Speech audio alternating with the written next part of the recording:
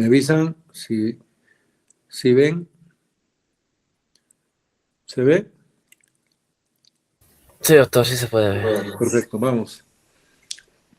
Una anemia que es rara, no es muy común, pero que también ocurre, a pesar de su poca incidencia, es la aplasia medular, anemia aplásica también se le llama, ¿no? Entonces, esta anemia aplásica se ha revisado, antes se hablaba que era idiopática, pero lo que se ha visto finalmente es que es un tema autoinmune, o sea, tiene que ver con la inmunidad. Eso es lo interesante de esta enfermedad. Y para que ustedes estén ubicados, Doctor, sí, se dejó de presentar, doctor. ya, dame un segundo. A ver.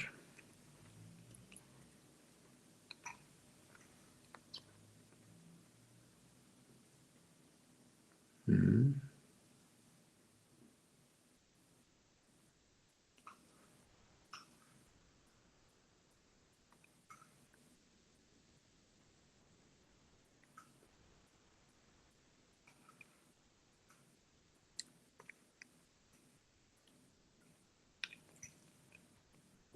¿Ok?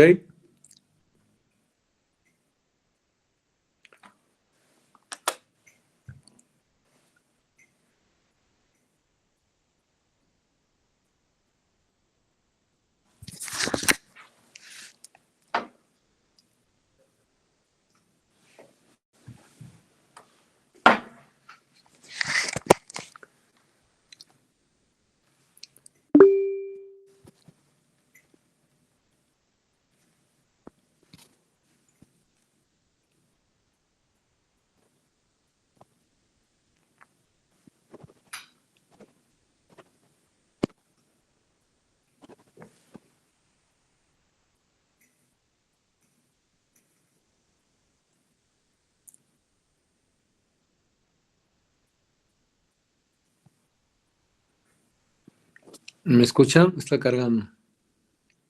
Sí, doctor. Algo ha pasado con el internet.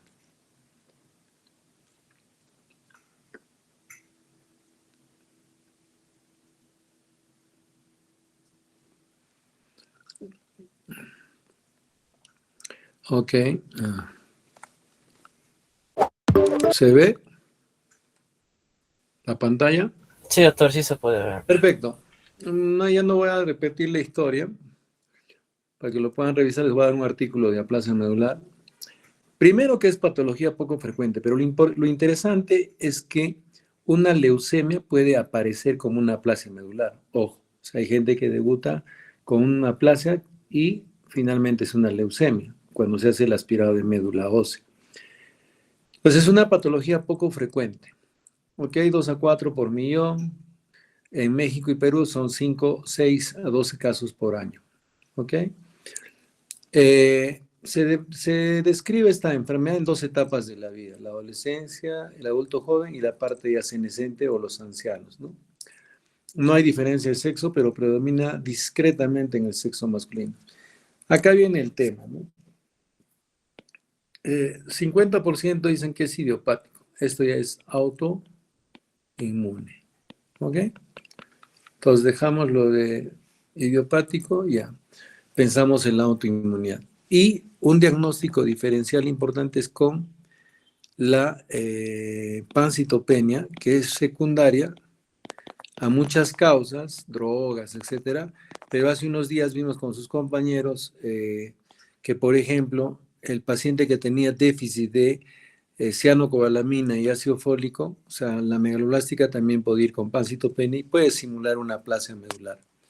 Entonces, la magnitud y la gravedad varía. Puede ser rápidamente fatal, pocas semanas o 6 meses.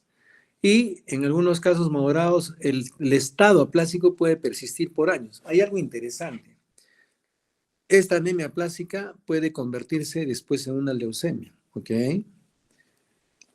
Entonces, los pacientes presentarán signos de 3 tipos, ¿no? Infección por la leucopenia, sangrado por la plaquetopenia y anemia por el descenso de la hemoglobina. O sea, se afecta la hemoglobina, plaquetas y los leucocitos. Vamos a ver la magnitud. El desorden puede ser adquirido o puede ser congénito, que es rarísimo, ¿no? ¿Ok? Esta es la etiología de la anemia plástica. Adquirida es la que más vamos a ver, ¿ok? Y la hereditaria, de lejos, es súper, súper, súper rara. Ejemplo, puede haber en una anemia en Fanconi, puede haber en un síndrome de Down, monosomía 7, etc. Pero la anemia aplásica adquirida, se habla de una anemia adquirida primaria, que es la idiopática, pero ya no es idiopática, he dicho, sino es autoinmune. ¿Ok? Y hay una anemia plástica secundaria a radiación, rayos X, por eso el profesional de rayos X tiene, aparte de sus vacaciones, otro tipo de vacaciones por la exposición a la radiación, de acuerdo a su exposición. Puede ser, se ha detenido por el siguiente motivo. Qué raro.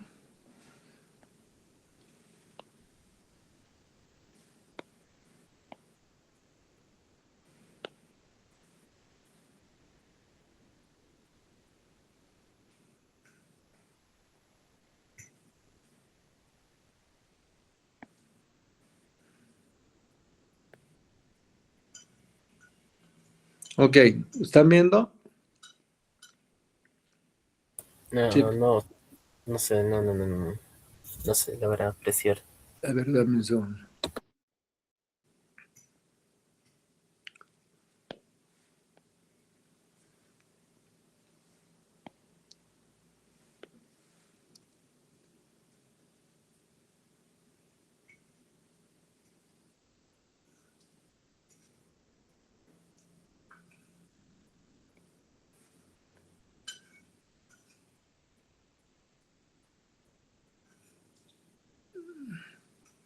El internet, ¿con qué clave está?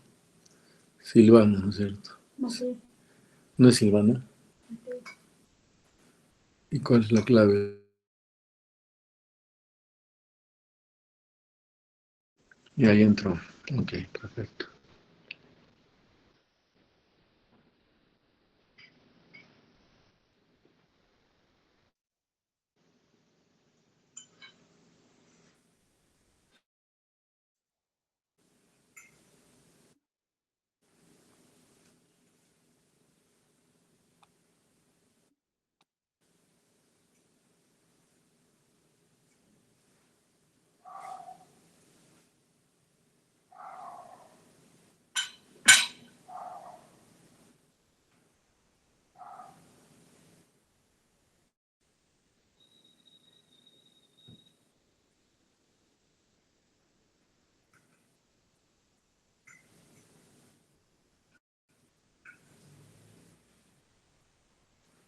¿Se ve ahora?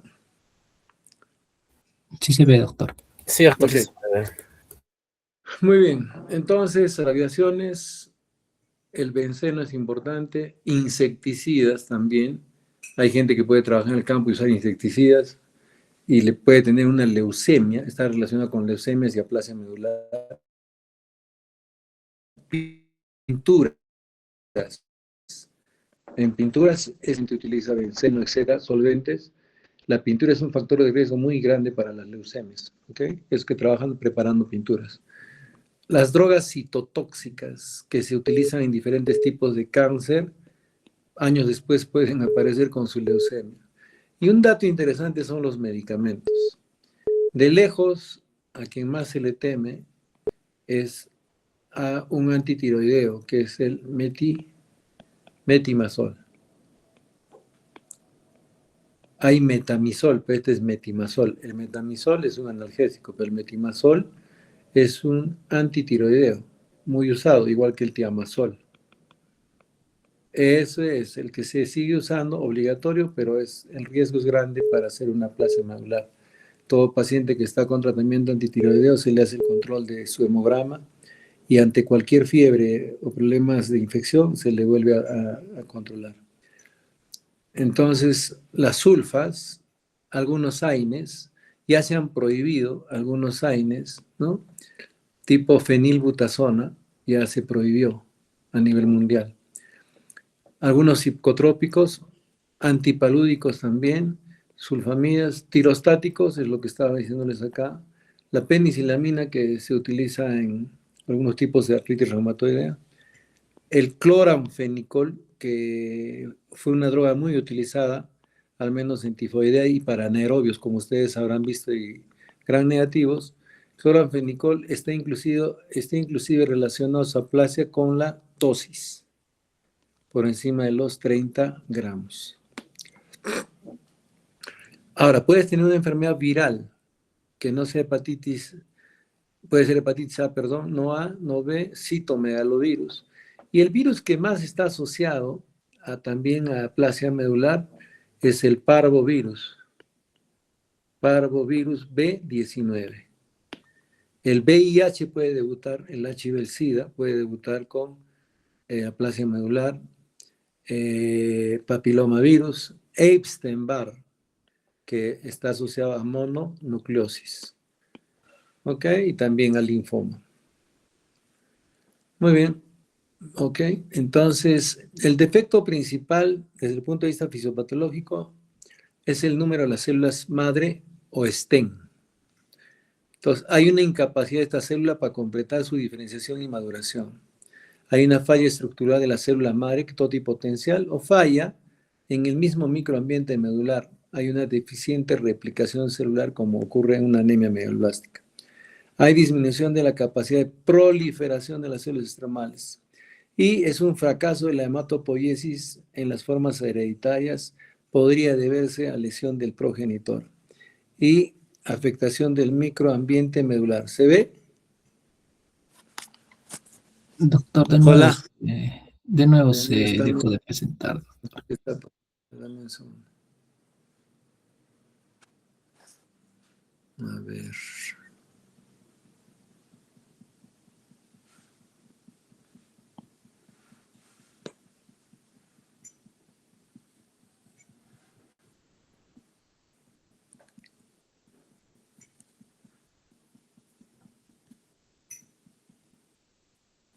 Ahora, Sí se ve, doctor. ya. Muy bien. Acá viene lo interesante. En las formas adquiridas, mediada por linfocitos T, citotóxicos, va a haber una, ¿cómo se llama? Va a haber una citotoxicidad que va a ser detectable en sangre y médula ósea. ¿Por qué? Porque las células van a producir interleuquinas, interferón gamma, el factor de necrosis tumoral, etc. Entonces, ¿qué ocurre en la patogenia de las formas adquiridas? Que hay una agresión de parte de nuestro sistema inmunológico mediado por el linfocito T. Pero en el linfocito T vamos a ver que hay el CD4 y el CD8. El CD4 es el helper y este es el culpable, el CD8, el supresor. ¿Ok? Estas células, a su vez, estas células, estos linfocitos producen pues citoquinas. ¿Quién produce la citoquina? El linfocito. El interferón gamma, el linfocito. Factor necrosis tumoral, el linfocito. Entonces, la acción de las citoquinas inhibidoras no es únicamente superior, sino también destructora. Induce la muerte celular en el compartimento del clúster de diferenciación 34, que lo vamos a ver. Probablemente, ¿por qué se muere? Y hay esta agresión y cómo se muere. No es que se va a morir así nomás. Es una muerte celular programada. A eso se llama apoptosis, que tiene que ver con todo un mecanismo con la proteína P50, el Fas ligando, etc. Ahora, como segrega interleuquinas, el interferón gamma, etc., va a mostrarse esto en estos pacientes con aplasia medular adquirida. No es un factor medular normal, sino que lo está produciendo el linfocito como un factor de agresividad contra tus células. Y como ustedes ven acá, puede haber una respuesta inmune. Hay un evento que va a incitar, que va a desencadenar la producción del linfocito T, oliglocones. Es una respuesta inmune ante una presentación clínica. Ahora, normalmente eso se puede recuperar, no hay ningún problema, ¿no? Entonces, en el tiempo, las células hematopoietíticas se van a producir, los linfocitos, etcétera, etcétera. Pero puede que en el futuro este células T oligoclones que va a atacar a las células totipotenciales, va a producir clones anormales y va a atacar también a los clones que se están produciendo en la médula y va a volver a aparecer la pancitopenia. Y ojito, que en el futuro el paciente que haga aplasia medular puede hacer una leucemia sí o sí, o va a ser un síndrome mielodisplásico. O sea, el futuro de un paciente con anemia plástica es malo. Si te diagnostican, saben que tu futuro no es bueno, porque te puede dar un síndrome mielodisplásico o una aplasia medular. Entonces, ¿qué ha pasado? Lo que se determina es que hay una reacción inmune contra el tejido hematopoyético. Hay una destrucción de la hematopoiesis por nuestro propio sistema inmunológico. Y eso juega un papel central en la fisiopatología de la anemia aplásica. ¿Por qué? Porque se ha sustentado esta hipótesis en la respuesta de estos pacientes. Cuando tenemos un paciente con aplasia medular, lo tenemos que mandar a Lima. ¿Para qué? Para que le den el suero antilinfocítico. ¿Por qué? Porque este suero antilinfocítico que va a ir contra linfocitos CD8 va a suprimir la proliferación celular para que no ataque a la médula ósea normal. ¿Ok?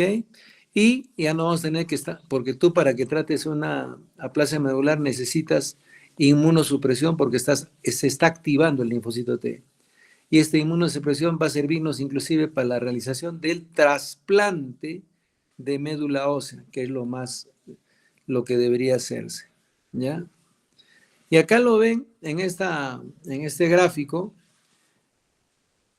Este es el linfocito T citotóxico, ¿de acuerdo? Oye, este linfocito T citotóxico está atacando, y no debe ocurrir esto, está atacando ¿a quién? A mi propia célula hematopoyética, la célula totipotencial. Esa célula se va a diferenciar en leucocito, en plaqueta o en eritrocito. Sí, doctor, lo ataca. ¿Y cómo lo ataca? Porque este linfocito T citotóxico produce interferón gamma, factor de necrosis tumoral, para que ataque, estimule, agreda a esta célula hematopoyética y esta célula hematopoyética finalmente no se diferencie y no produzca las células normales que producimos en la médula ósea, como es el leucocito, la plaqueta o el eritrocito. Otra vez se fue esta, a ver. Denme un segundo.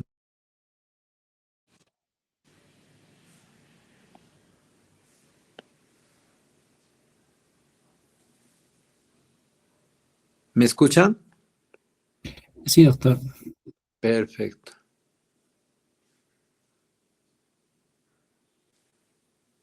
¿Ahora se ve?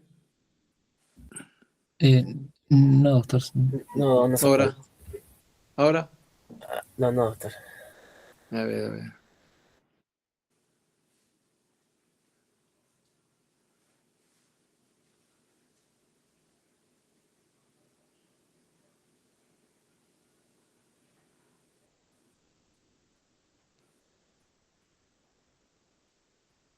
Ahora. Ahora sí, doc. Chévere. Ok, esta gráfica es interesante porque me explica todo. Entonces dijimos, el citotóxico produce el gamma interferón, el factor necrosis tumoral va a la célula hematopoética, la agrede, aparte esa célula hematopoética es atacada por este gamma interferón igual, tiene su receptor factor de necrosis tumoral y ya no va a producir las células normales, ni leucocitos, ni plaquetas, ni glóbulos rojos. A su vez,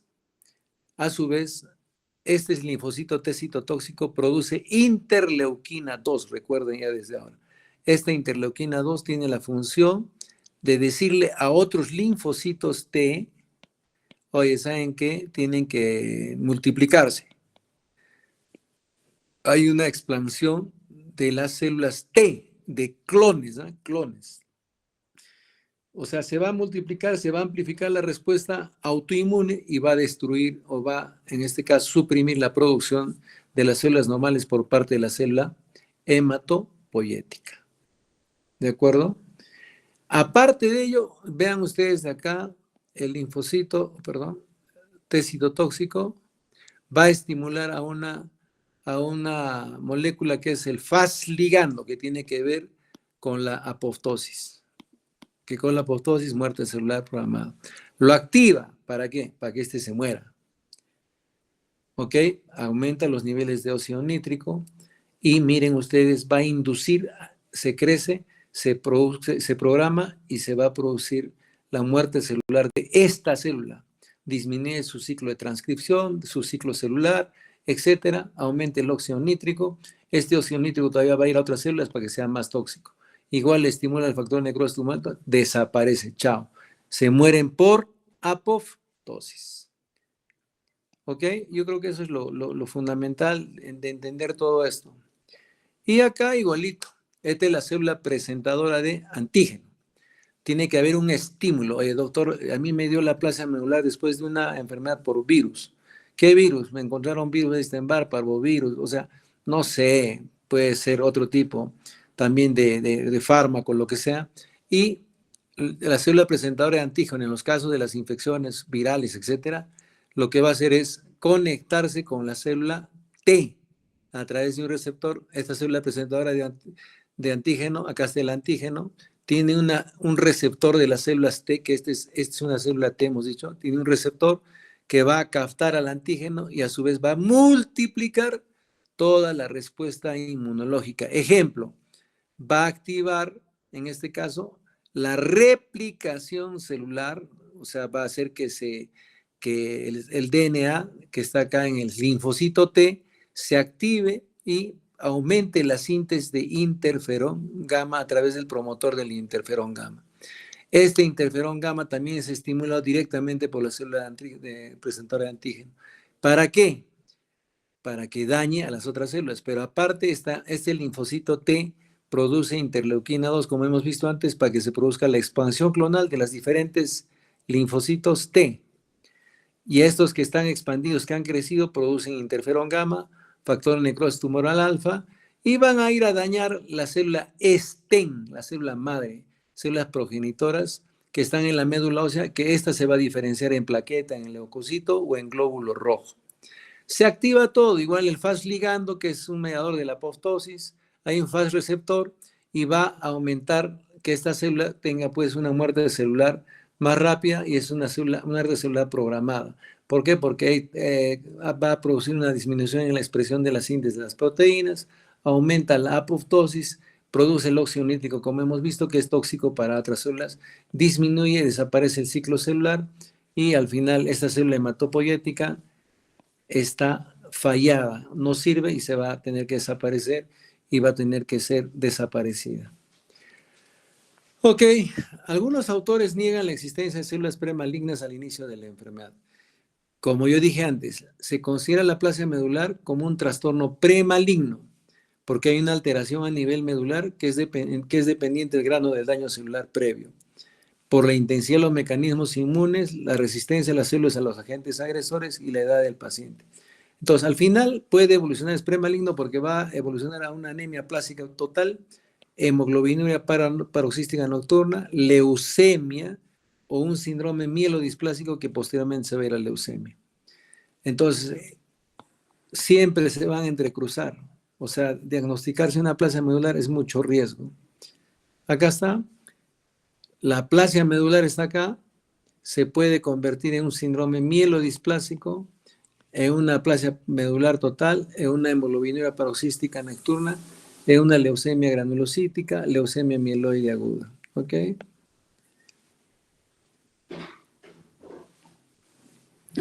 No se ve, ¿no? Chicos. Sí, doctor. No, doctor. A ver, está desapareciendo.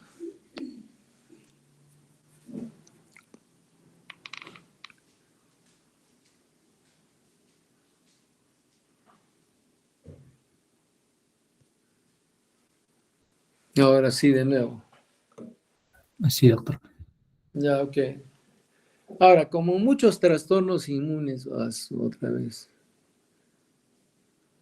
Ay. ¿Se ve o no se ve? No. No. Chicos, algo está pasando con espérense. A ver.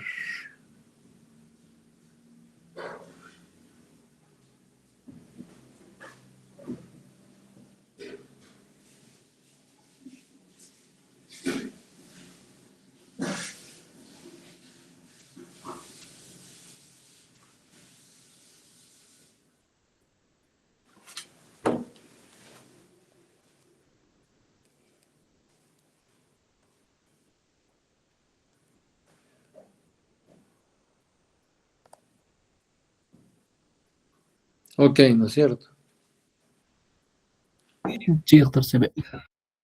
Ok, en muchos trastornos inmunes, cuando ustedes vamos a ver ahora en la parte inmunológica, hay una predisposición genética de los famosos HLs, que son antígenos de histocompatibilidad, que lo vamos a ver. Entonces, cuando tú naces, tu papá y tu mamá te dan pues haplotipos. Y hay haplotipos dependiendo de las razas, ¿no? Entonces, en los japoneses, asiáticos, es más. Entonces, hay más frecuente del alelo DRB1 1501 en el genotipo de los pacientes que tienen un HLA-DR2 que pudiera estar asociado a la susceptibilidad de la aplasia medular. O sea, te pueden hacer el estudio y ya te pueden decir si vas a tener o no susceptibilidad mucho antes. Es como que a los asiáticos para darles carbamazepina o darles anticonvulsivantes que pueden dar DRES, o sea, reacciones adversas serias, les hacen el HLA y hay un HL que está asociado a la presentación de síndrome de Steven-Johnson, entonces no les dan, antes de les hacen el estudio del HLA. Entonces, el cuadro clínico es típicamente de una pancitopenia, ¿ok? Puede ser un inicio insidioso o hiperagudo que hace el diagnóstico más difícil, pero va a haber manifestaciones de anemia, de neutropenia y de trombocitopenia o plaquetopenia. Entonces, de anemia, saben, habrá palidez, cansancio, fatiga, debilidad, taquicardia, polimnia, palpitación, etc. Y la palidez. Neutropenia, fiebre, infección, y son infecciones más frecuentes del aparato respiratorio, celulitis, infecciones en mucosas, etc. Y trombocitopenia, que el paciente sangre por la nariz, que haga petequias, que tenga equimosis, gingivorragia, y puede llegar a tener hemorragia digestiva alta, hematuria o hemorragia cerebral. Ahí tienen ustedes sangrado, ¿no? Las equimosis, entonces hay infección en la garganta rápidamente. Y en la historia diagnóstico hay que hacer la historia clínica, hay que hacer una buena análisis, investigar antecedentes familiares, fármacos, infecciones, etcétera, y si hay anomalías o malformaciones congénitas. Ahora, pruebas obligatorias, el hemograma completito, el reticulocito, porque una aplasia medular, la médula no va a producir reticulocitos porque no está produciendo, es una buena prueba. Plaquetas, su mielograma, se puede hacer test de Coombs para ver si hay un problema de autoinmunidad, pruebas de sideremia, ferritina sérica, aftoglobina para ver una anemia hemolítica. El test de Ham, en este caso, es un test específico para hemoglobinuria paroxística nocturna, que lo vamos a hacer. El test de sucrosa, dosaje de inmunoglobulinas. Y, ojo, como hemos visto ayer o el otro día, prueba de vitamina B12 y ácido fólico. ¿Ok? Eso es importante para... No. ¿Qué más? Estudios de histocompatibilidad, que ver su HLA en pacientes hermanos porque se puede hacer el trasplante medular urgente, ¿no? Bueno, en Perú fallamos todavía en eso. Bioquímica, su perfil hepático, renal, su ionograma, DHL, o sea, deshidrogenasa láctica, proteínas totales para hacer descarte también de otras enfermedades. Y en serológicas, obligatorio tienes que pedirle VIH, ¿no? La prueba de ELISA. Y diferenciar entre infección reciente o antigua, hepatitis A, B, C, citomegalovirus, virus de Epstein-Barr, parvovirus B19, el que le decía que está más asociado a aplasia medular es el parvovirus B19 y el VIH. ¿Qué más? Hay que hacerle un estudio citogenético, cariotipo, de sangre periférica médula ósea. Hay que ver estudio de fragilidad osmótica para hemoglobina paroxística. Puede hacerse placas de tórax, hay que hacerle PPD para ver, en este caso, lo de la TB. Ecografía abdominal para ver vaso, ¿no? De repente hay una esplenomegalia, hiperesplenismo. Puede haber rayos X, serie esquelética para descartar mieloma. Y estudia bacterias, resonancia magnética de médula ósea, radiografía, hay que hacer todo un estudio. Y se puede buscar marcadores monoclonales sobre matrices que no los hacemos, pero se puede hacer para ver la positividad de estos y estar asociada a la aplasia medular. Acá no hay nada de células, todo es grasa, lo típico de la aplasia medular. Y estos son los criterios de gravedad que se los voy a pasar, cuando es grave, cuando es muy grave y cuando es moderado. Granulocitos, en este caso, menos de 500, menos de 200 y acá más de 500. Plaquetas menos de 20,000. Acá plaquetas no está. Acá, bueno, los mismos parámetros, pero acá cambia solamente la... A ver.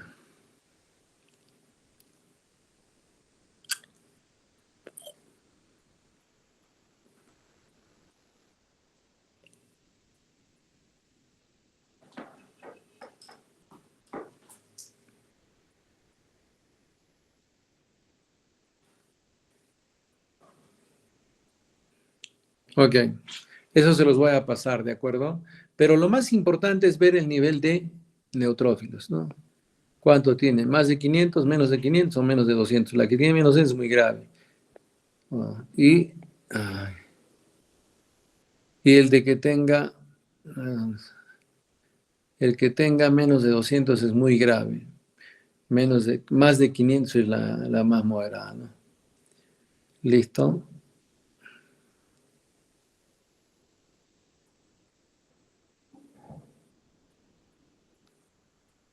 ¿Ok? ¿Qué más? ¿Con qué haces el diagnóstico diferencial? Con un desnutrido, pero que tenga deficiencia de ácido fólico y vitamina B12, o sea que haga una anemia megaloplástica. ¿Qué más? Exposición a sustancias que produzcan supresión medular, radiación o drogas. Esto se va a revertir. Yo utilizo metimazol, me cortan y me recupero mi médula ósea y vivo mi vida normal, pero ya no me pueden dar el fármaco, porque puedo hacer ya mi aplasia medular. Hay que hacer el diagnóstico diferencial con, ¿cómo se llama? Coagulopatía de consumo, que es la coagulación intravascular diseminada. Ahora, puede haber un infiltrado medular secundario a una leucemia, como les he dicho. Entonces se confunde y dicen, oye, es una aplasia medular. No, pero después le hacen el aspirado de médula ósea y ven que hay células blásticas o blastos, no es así como la foto que hemos visto que es pura grasa. Y entonces hablamos de la leucemia, una mielodisplasia, un linfoma. Y cuando hay infiltrado de la médula ósea por células neoplásicas se llama mielofisis. Entonces, para eso se hace el aspirado y la biopsia de la médula ósea. Las leucemias agudas raramente semejan a una aplasia, pero sí puede haber en niños con leucemia linfoblástica aguda y en ancianos con leucemia mieloide aguda. En la mielofibrosis, ahí es muy difícil, y en la fibrosis, en la biopsia se observa fibrosis, pero no grasa como el que hemos visto. Ahora hay enfermedades neoplásicas que infiltran la médula ósea. Pueden también producir pancitopenia, pero como son células extrañas al parénquima, no se ven de la misma manera que hemos visto adelante. Entonces hace el diagnóstico ya de la neoplasia. Y acá viene lo interesante, la hemoglobinura paroxística nocturna puede parecer una aplasia medular en niños pequeños, pero ahí se pide el test o la prueba de test de Hahn, ¿no? Test de Hahn es específico para hemoglobinura paroxística nocturna. Entonces, y también en algunos pacientes que tienen este test de Hahn, tienen hemoglobina paroxística nocturna, son anormalmente sensibles a problemas de complemento, a lisis, ¿no? El 10% de aplasia evolucionan a la hemoglobina paroxística nocturna.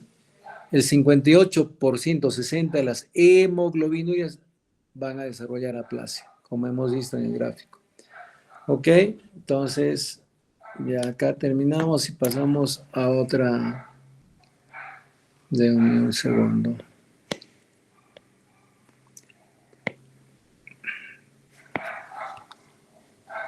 Ok. El manejo, hay que eliminar el posible agente etiológico, la causa. Ejemplo, estoy tomando metimazol, quítemelo. Estoy irradiado, quíteme la radiación, etc.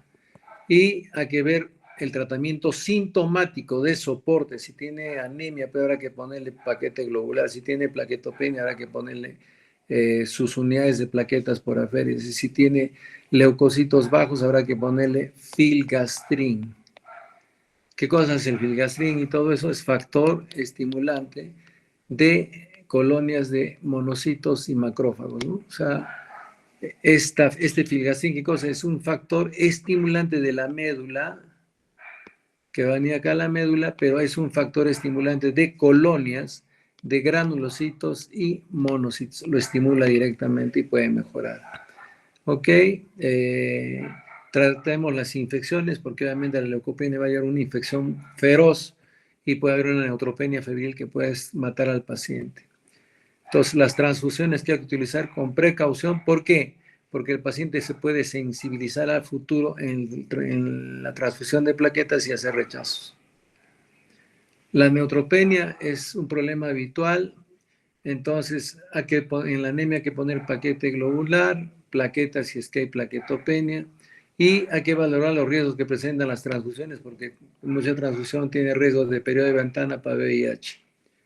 ¿Cuándo se transfunde plaquetas? Cuando el paciente tiene menos de 20.000. Ahí sí. Y paquete globular cuando tiene menos de 7 gramos por decilitro. Si está politransfundido, como le damos mucho fierro, hay que darle quelantes del hierro, que se da la deferoxamina, que ustedes han visto en farmacología. Deferoxamina. ¿Ok? Ahora, en general, todo el mundo tiene tendencia a ir al trasplante. Hay que restringir la transfusión estrictamente a lo necesario. ¿Por qué? Y en general, el donante no tiene que ser el que le va a donar su médula ósea, porque se puede sensibilizar. Entonces hay que evitar en lo posible a los hermanos y a los padres, porque ellos son HLA compatibles con nosotros. Y las plaquetas igual cuando esté el paciente con hemorragia. A ver, se fue.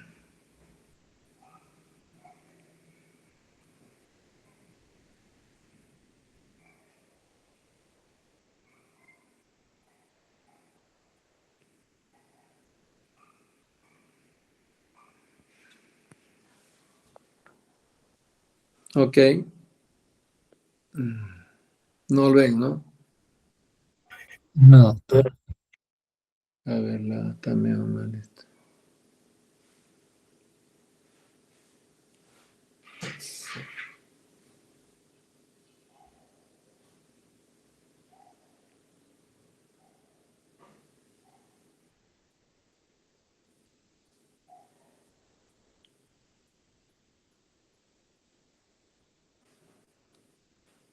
Ok, ahí sí.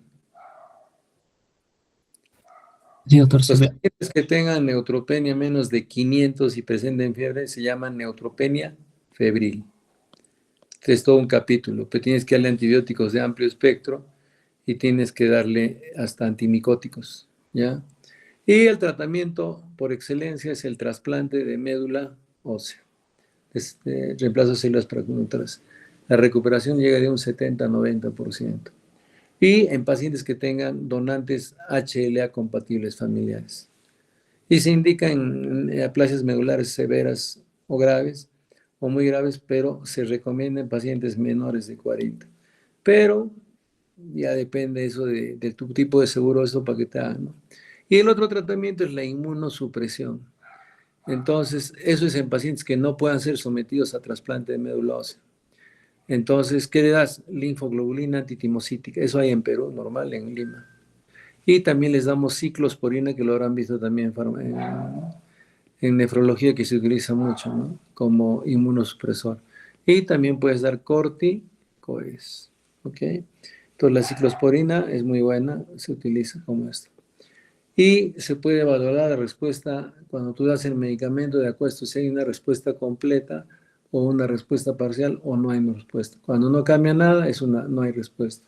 Si sube la hemoglobina más de 10 en 15 días sin transfusión y reticulocitos corregidos más de 1%, completa.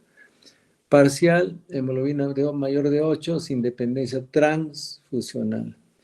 Granulocitos que suba a 1500 y sea mayor de 500 también. Una respuesta parcial. Total, que es buena la respuesta cuando tiene más de 1500 o sus plaquetas suben más de 100.000 sin transfusión. Y si sus plaquetas solo sube mayor de 20, ha mejorado, es una respuesta parcial. Ok, ¿cuánto tiempo después? Entre 4 y 20 semanas de inicio del tratamiento. En pacientes ya mayores podemos dar, en este caso, el tratamiento médico, o si el paciente no tiene donante HLA compatible. El tratamiento de médula ósea y el tratamiento inmunosupresor presentan ventajas e inconvenientes. En el tratamiento inmunosupresor la respuesta es 20-40%, mientras que en el trasplante es 80-90%. 80. ¿Ok?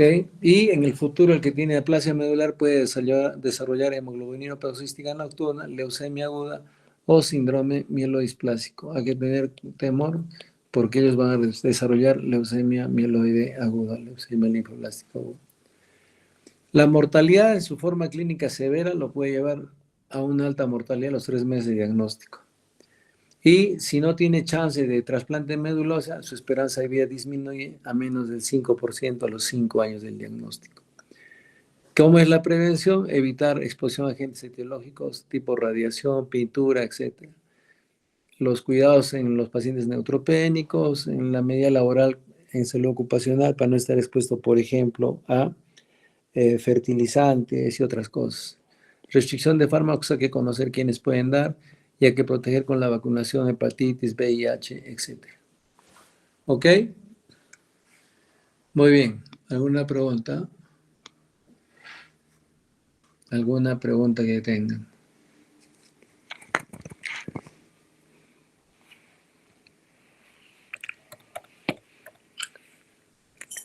Ujú.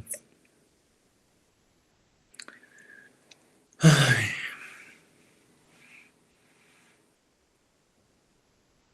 ¿Ok? Ahí está, vamos.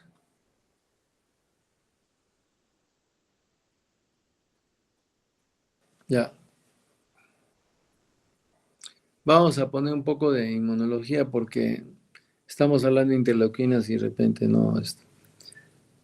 Ok, en la historia de la inmunología no voy a hablar mucho de la parte digamos, de la historia, porque es un poco ponerse en la, ¿cómo se llama? En una duda existencial por la evolución del sistema inmune. O sea que ese inmunólogo probablemente va a tener mucho conflicto desde el punto de vista de la fe. ¿Por qué? Porque el sistema inmune ha evolucionado. O sea, ¿ok? Hay toda una historia. Entonces, cuando tú estás en un medio ambiente, tú te vas a adaptar por las agresiones del ambiente, te vas a adaptar y tu sistema inmune va a tener ¿cómo se llama? Tiene que, denme un segundo.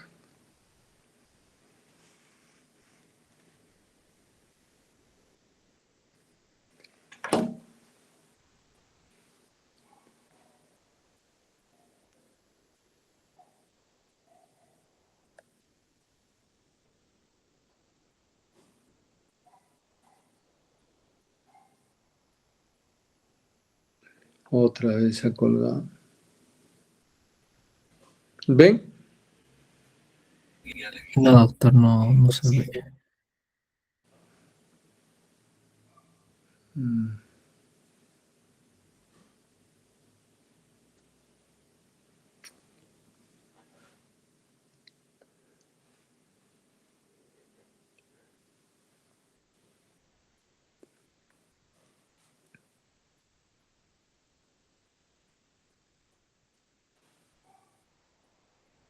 Ahora,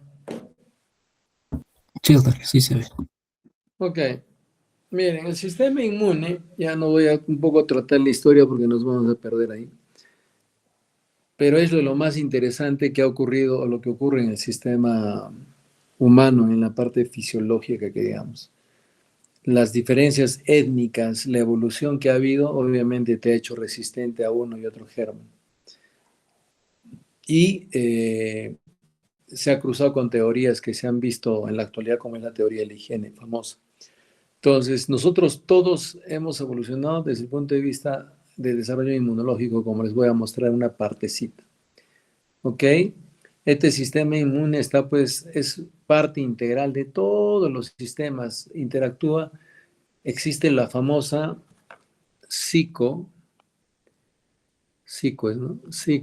neuro, sistema nervioso, neuro, sistema nervioso, psiconeuro, endocrino, inmunología.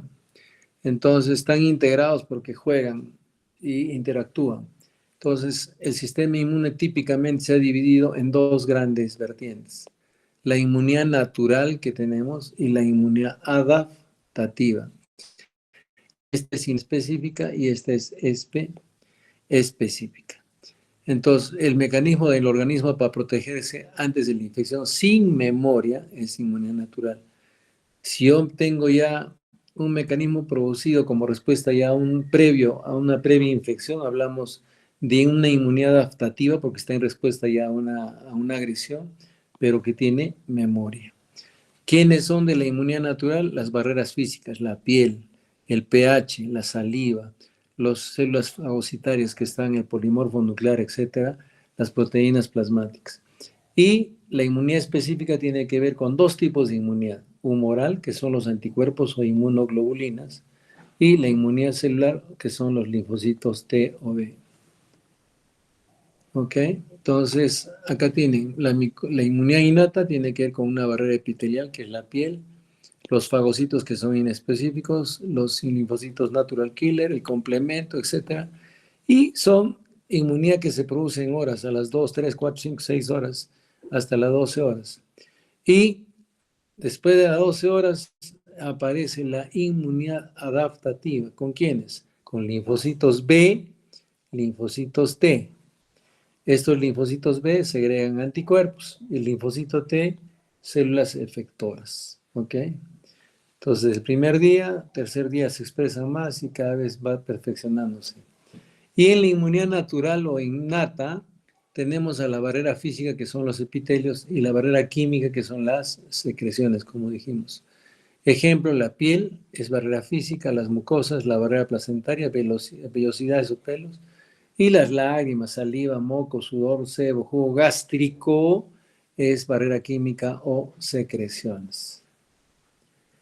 Ok, la primera línea de defensa de nuestra superficie, desde el punto de vista inespecífico, son los leucocitos, las células fagocíticas, granulocitos, que son los polimorfos nucleares, neutrófilos, eosinófilos, basófilos. Y hay leucocitos a granulocitos, los linfocitos NK, pero los linfocitos específicos helper y T ya son específicos y son de adaptativa. El macrófago es de la inmunidad natural. Y las proteínas plasmáticas, interferón, citoquinas, interleuquina o complemento es inespecífica. Células inmunitarias tenemos a los leucocitos, los agranulocitos, que pueden ser los linfocitos, los monocitos. Ya no vamos a hacer mucho esto lo han visto en patología. Y también lo que hacen, ¿no? Quimiotactismo, desplazamiento, fagocitosis. Ok, en el timo maduran las células T, en el vaso almacena y madura los linfocitos T y B, la médula esa también produce maduración de los linfocitos B, y los ganglios linfáticos son los sitios de infiltración de los fluidos y maduración de los linfocitos. Los órganos inmunológicos primarios y secundarios, hablamos de primarios, cuando es desarrollo y maduración de las células del sistema inmune. El secundario, la célula inmune es activada por los antígenos que ingresan. Es la diferencia de la adaptativa. Acá está la médula ósea, el timo, y acá están los ganglios linfáticos, vaso, etc. Ok, la médula ósea, acá es importante, es un órgano inmunológico, produce los leucocitos, las plaquetas, perdón, los eritrocitos, las plaquetas. Y a su vez, los leucocitos pueden ser linfocitos, monocitos, eosinófilos, basófilos o neutrófilos. Igualmente, los ganglios linfáticos, que están en las diferentes cadenas. Y otra característica de la inmunidad innata, no tiene especificidad, diversidad es limitada, su especialización es estereotipada. La adaptativa tiene súper especificidad, tiene súper diversidad y súper especialización. ¿Ok? Acá está porque procesa antígenos. ¿Ok? Entonces, la inmunidad adquirida actúa frente a parásitos, trasplantes, cáncer, patógenos cuando la inmunidad innata falla. Ah, se fue de nuevo.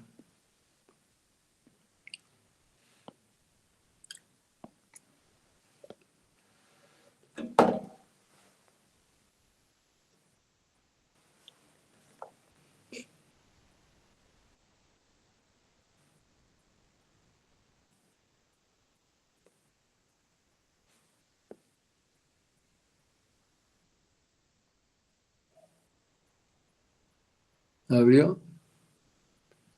¿Ven? No se ve, doctor. Wow. ¿No se ve nada? No, doctor, no se está presentando. A ver, última ya. Vamos.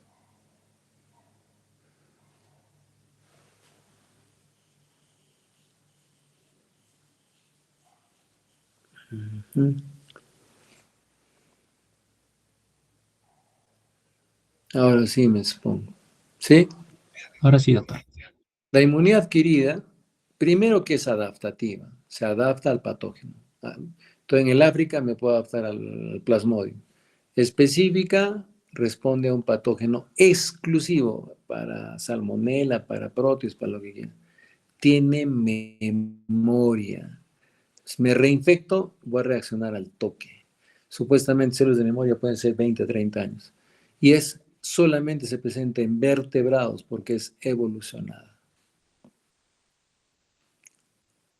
Tipos de inmunidad adquirida con memoria inmunológica activa. El organismo, el microorganismo que entra, genera anticuerpos específicos, se produce tras una infección o por la vacuna. Inoculación de antígenos inmunogénicos es la inmunidad activa artificial, que es la vacunación. Pero si yo me infecto y lo proceso, me defiendo, es una infección y la inmunidad va a ser natural con anticuerpos producidos.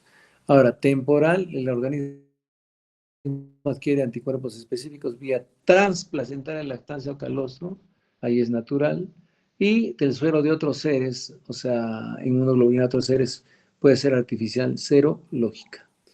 Acá está, tú tienes inmunidad activa, le das la infección, el linfocito reacciona ante esta infección y se recupera y tiene inmunidad y tiene especificidad y va a quedar la célula de memoria.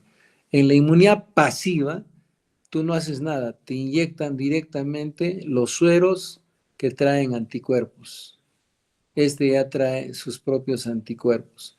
Entonces ya lo inyectan, se transfiere nada más y lo proteges y se recupera inmunitariamente. Eso también se hace con el humano.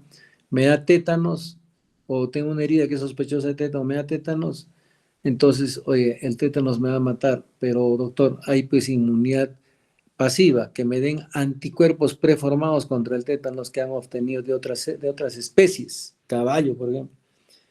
O puede ser humanizado con la ingeniería genética y me ponen ya un anticuerpo que va a luchar contra el Clostridium tetani y me va a quitar y voy a tener especificidad contra ese germen, sí, pero no tengo memoria porque solamente es para el momento, para la recuperación. Ok, ¿qué cosa es un antígeno? Hablamos tanto. El antígeno es algo extraño. Pueden ser proteínas virales, bacterianas, que estimulan la producción de anticuerpos. Pero es una sustancia extraña que no es propia de tu organismo.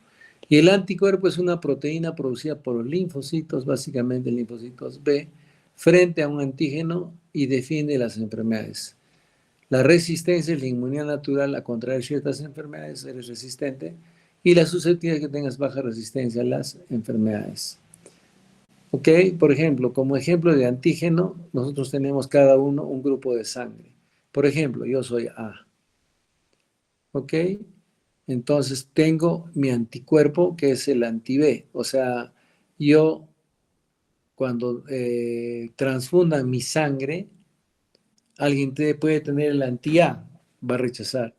Si a mí me ponen la sangre de tipo B, yo tengo un anticuerpo natural contra el B. Entonces voy a rechazar. La B va a rechazar el A. Ahora, si tú tienes tu antígeno, el AB, ahí no hay rechazo. En este caso no hay el plasma anti-B. Pero si tú tienes el grupo, eres grupo, casi todo el mundo es grupo O, ¿no? Yo soy grupo O, dicen soy positivo, entonces el antígeno es el grupo O y vas a tener en este caso el anti-A y el anti-B. Pero, oye, pero yo soy, doctor, soy O. Si a ti te ponen sangre de la O, seas A o B, no pasa nada. ¿Por qué? Porque no tienes, ¿cómo se llama? No hay anti-O, sino tienes anti-A, anti-B. Por eso se le dice al O el donador universal. Donador universal. Y al otro receptor universal, AB. Ok, este es otro ejemplo de la respuesta inmune cuando le ingresa el antígeno al ratoncito. Entonces activa su inmunidad humoral y su inmunidad celular. El linfocito T, humoral es el B, celular es el T de T. Entonces acá se diferencia y al final produce citoquinas. Es un linfocito T citolítico y lo mata, lo elimina. ¿De acuerdo? A cualquier antígeno. Ok, yo creo que hasta acá, porque ya no estamos. Ok, muchachos. ¿Dónde está? Ya. Acá nos quedamos, ¿ya? ¿Listo? ¿Alguna pregunta? Chicos. Para Ninguna, doctor. Ok, listo. Coordinamos ya y también voy a repartir los seminarios ya al delegado para hacer los seminarios y los casos clínicos, básicamente casos clínicos, ¿ya? Ya, doctor. está ¿Listo? bien. Ok, ok, ya nos hablamos entonces. Ya, chao, chao. Muchas gracias, doctor. Hasta luego.